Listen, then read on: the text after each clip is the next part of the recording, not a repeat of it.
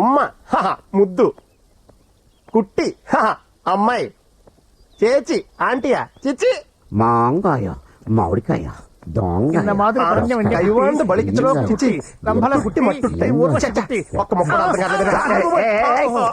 30 రోజుల్లో మలయాళం భాష back stabbing నువ్వు కూడా చేస్తున్నావు. ఏ మలయాళం ఏమన్నా నీ మాతృభాష? సభకు నమస్కారం. కానీ ఉండ మలయాళం నా కన్యాకుమారి మాతృభాష, దానికి ఈ భాషలో చెప్తేనే అర్థం అవుద్ది. ఓహో. కానీ ఈ బుక్ రాసినోడు ప్రేమికుడు కాదా, ఎలా చెప్పగలవు? ఎందుకంటే దీంట్లో మలయాళంలో ఎలా ఎలివి చెప్పాలో రాయలేదు. ఓ. నాకు అదే అనిపించింది ఈ పుస్తకం చదివే. అసలు నేను ఎవరు చదవమన్నాడు? నిన్ను ఎవరు చదవమన్నారు?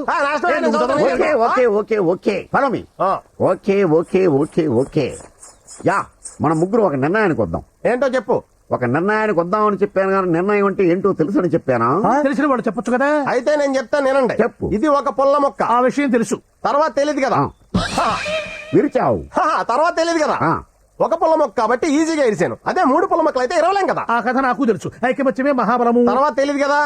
ఇన్నాళ్ళు సోలో హీరోలాగా వెళ్ళి ట్రై చేసాం, ఫెయిల్ అయ్యాం. ఇప్పుడు ముగ్గురం కలిసి మల్టీ స్టార్ హీరోలాగా కన్యాకుమారిని ట్రై చేద్దాం, పడేద్దాం. అవును, ఆ నిరజాడను గెలవాలంటే కనీసం ముగ్గురైనా కావాలి. ఈ విషయం మనం ముందు గ్రహించలేదు సుమా. ఇప్పుడు గ్రహించాం కదా, పడేద్దాం. ఇదిగో అన్ని ఓకే అయిన తర్వాత నేను మార్నింగ్, నేను మధ్యాహ్నం. నేను full day promise promise. Promise. Promise